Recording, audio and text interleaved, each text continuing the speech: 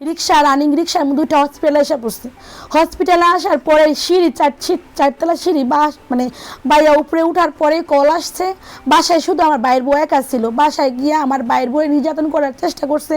আমার বাইরের বউ বুকের ওড়না রাইখা ফালাইয়া ওইখানে রাইখাই বাসা থেকে বের হয়ে এসে পড়ছে।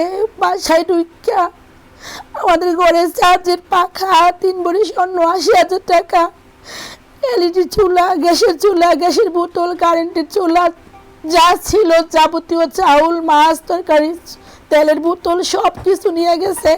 স্বর্ণ অলংকার যা নেওয়ার মতো নিচে, আর যা নিতে পারবো না, খাট, শোকেস, ড্রেসিং টেবিল, ওয়ার্ড্রোব, কাচের জিনিস, বই সব কিছু গুঁড়া করে রেখে গেছে।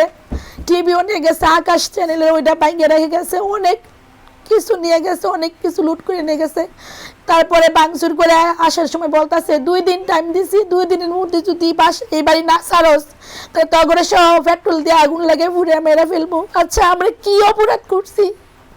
আমরা তো কোনো অপরাধ করি নাই, আমরা তো কোনো রাজনীতিবিদ না, আমার কোনো বাবা নাই, আমার একটা ভাই দেশের বাইরে থেকে, আমাদের ঘরে কোনো পুরুষ মানুষ নাই। কে রাজনীতি করবে? রাজনীতি করার মতো কোনো লোক আমাদের বাসায় নাই। কালকা থেকে ভয়ে আজকা পর্যন্ত আমার ভাইয়ের বউ এবং আমার মা বাড়ি থেকে বাহিরে থাকতেছে। আমার ভাইয়ের বউ এক বোনের বাড়িতে, আমার মা আরেক আমার বাড়িতে। এখন ওরা বাসায় যাইতে পারে না, ফোনে হুমকি দিতেছে, বলতেছে যে বাসায় যদি যাস তখন বাইরে ফেলবো, এরকম ওরা মানে অনেক করতেছে। এখন আমরা বাসা থেকে অন্য জায়গায় এক জায়গায় থাকতেছে। এখন আমরা কি করতে পারি? আমাদের এই বিচারটা আমরা চাই।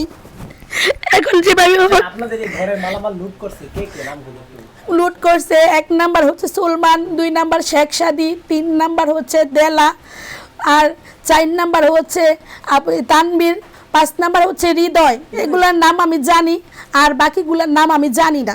এখন আমার কথা হচ্ছে ওরা অনেক মানুষ ছিল, শুধু এগুলো চিহ্নিত করতে পারছি।